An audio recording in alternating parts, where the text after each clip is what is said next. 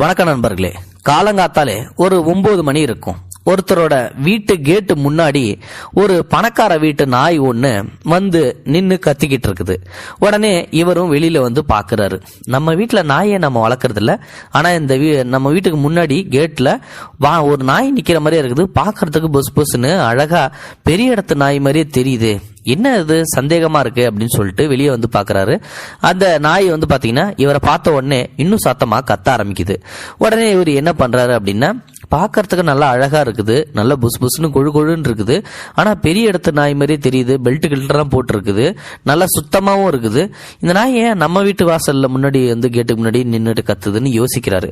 சரி அப்படின்னு சொல்லிட்டு இவரு கையசைக்கிறாரு. உடனே இவர் கையசைச்சதை பார்த்த உடனே அந்த நாய் ஓடி வருது. செம்ம வேகத்துல ஓடி வந்து இவர்கிட்ட நிக்குது. அப்போ இவரு அந்த நாயோட முதுகுல தடவி விடுறாரு. பதிலுக்கு அந்த நாய் இவரோட காலை நக்குது. உடனே வந்து பாத்தீங்கன்னா இவங்க 2 பேரும் க்ளோஸ் ஆன மாதிரி வந்து ஒரு ஃபீல், ரொம்ப நாள் கழிச்சு பாக்குற மாதிரி.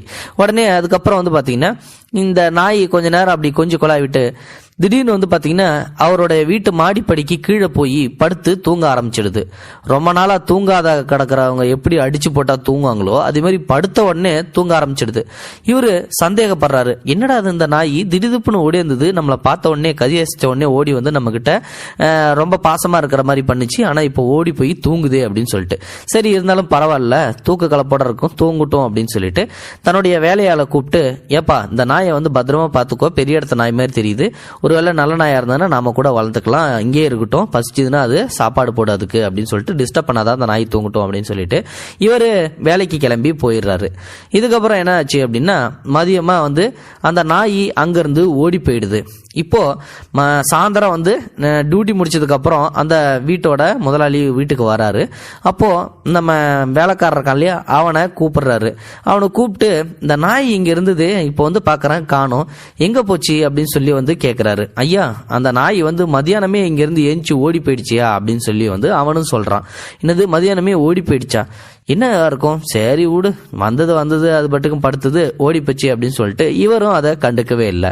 ஆனா அடுத்த நாளே ஒரு ஆச்சரியம், அதே நாய் அதே கேட்டுக்கு முன்னாடி வந்து மறுபடியும் அதே மாதிரியே கத்த ஆரம்பிக்குது. காலையிலேயே இவருக்கு மறுபடியும் வந்து சந்தேகம் வந்துருச்சு, என்னடா அது இந்த நாய் நேத்திக்கு வந்தது நம்ம கிட்ட வந்து கொஞ்சிச்சு, நம்ம கையை காட்டின உடனே ஓடி போய் மாடி படிக்கிட்ட படுத்துச்சு, மதியானம் வந்து ஏஞ்சி ஓடிச்சுன்னு சொல்லி வேலைக்காரன் வரையா சொன்னா, மறுபடியும் அதே மாதிரி அடுத்த நாள் காலையில வந்திருக்கே அப்படின்னு சொல்லிட்டு இவர் மறுபடியும் கையை காட்டுறாரு. மறுபடியும் அந்த நாய் ஓடி வருது, மறுபடியும் அதே மாதிரியே தடவி கொடுக்குறாரு, மறுபடியும் அவருடைய காலை நக்குது. அதுக்கப்புறம் கொஞ்சம் நேரம் கழிச்சு மாடிப்படிக்கு கீழே போய் படுத்து தூங்க ஆரம்பிக்குது. இப்போ வந்து பாத்தீங்கன்னா இவர் இந்த வேலைக்காரன்கிட்ட வந்து சொல்றாரு, சரி இந்த நாய் மறுபடியும் வந்து படுத்திருக்குது, மதியானம் போகுதா போகலையான்னு சொல்லிட்டு வந்து நீ பாரு அப்படின்னு சொல்லிடுறாரு. இவரும் ஆபீஸுக்கு போயிடுறாரு. திருப்பி சாயந்தரம் வந்து பார்க்கும்போது அந்த நாய் மறுபடியும் மதியானம் ஓடிடுச்சே அப்படின்னு சொல்லிட்டு வேலைக்காரன் சொல்றான். இதுக்கப்புறம் வந்து பாத்தீங்கன்னா இந்த வேலைக்காரங்கிட்ட, சரி என்னதான் பண்ணுது இந்த நாய், வரட்டும் தூங்கட்டும் அப்படின்னு சொல்லிட்டு விட்டுறாரு. இதே மாதிரி வந்து பாத்தீங்கன்னா இது கொஞ்ச நாளா நடந்துகிட்டே இருக்குது. ஆனா இவருக்கு ஒரு சந்தேகம், மதியானம் ஏஞ்சி ஓடிப்படுது, திருப்பி காலையில் தான் வருது, இந்த நாய் எங்கிருந்து வருது எவ்வளவு வருதுன்னு சொல்லிட்டு நம்ம கண்டுபிடிக்கணும். அதனால நம்ம வேலைக்காரன்ட்ட சொல்லி அதை ஃபாலோ பண்ண சொல்லணும்னு சொல்லிட்டு, இங்க வாப்பா, இந்த நாய் மதியானம் ஓடி போடுதுல, இந்த நாயை நீ பின்தொடர்ந்து போ, இதோட நாய் வந்து நாயோட ஓனர் யாரு, எங்கிருந்து வருது, ஏன் வருதுன்னு சொல்லிட்டு நம்ம கண்டுபிடிக்கணும், அதனால நீ பின்தொடர்ந்து போ அப்படின்னு சொல்லிட்டு இவரு சொல்லிடுறாரு. இப்போ மதியானம் வந்து நேரம் வந்துருச்சு. அந்த வேலையாளு உஷாரா காத்துக்கிட்டு இருக்கான். அந்த நாய் ஏஞ்சி ஓட ஆரம்பிக்குது. ஆனா அந்த நாய் ஓடுற ஓட்டத்துக்கு இந்த வேலையாளால வந்து ஓட முடியல. இடையில வந்து பாத்தீங்கன்னா அந்த நாய் குறுக்க பூந்து அப்படி இப்படின்னு சொல்லிட்டு எஸ்கேப் ஆயிடுது.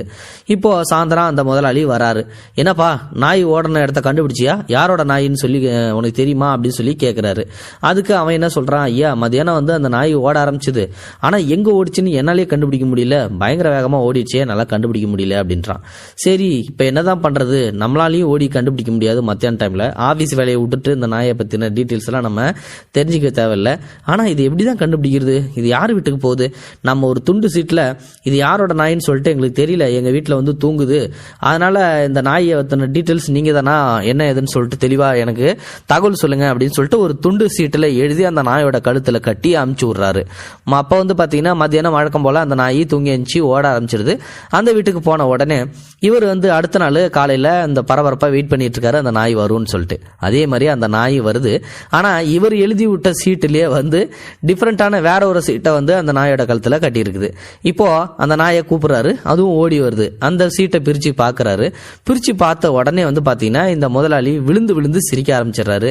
இதை பார்த்த உடனே வேலையாள் வந்து பார்த்தீங்கன்னா என்ன முதலாளி பயங்கரமாக விழுந்து விழுந்து சிரிக்கிறாரு, அப்படி அந்த என்னதான் எழுதியிருக்கு அப்படின்னு சொல்லிட்டு இவருக்கு தெரிஞ்சு அவனுமென்னு, ஐயா ஏன் இவ்வளோ விழுந்து விழுந்து சிரிக்கிறீங்க, என்னதான் ஏன் எழுதியிருக்கு அப்படின்னு சொல்லி அவன் கேட்குறான். அதுக்கு இந்த முதலாளி என்ன சொல்றாரு அப்படின்னா, அதில் வந்து இதுதான் வந்து எழுதியிருந்தது, அன்புடையீர் வணக்கம், நான் வந்து இந்த நாயோடைய ஓனர்.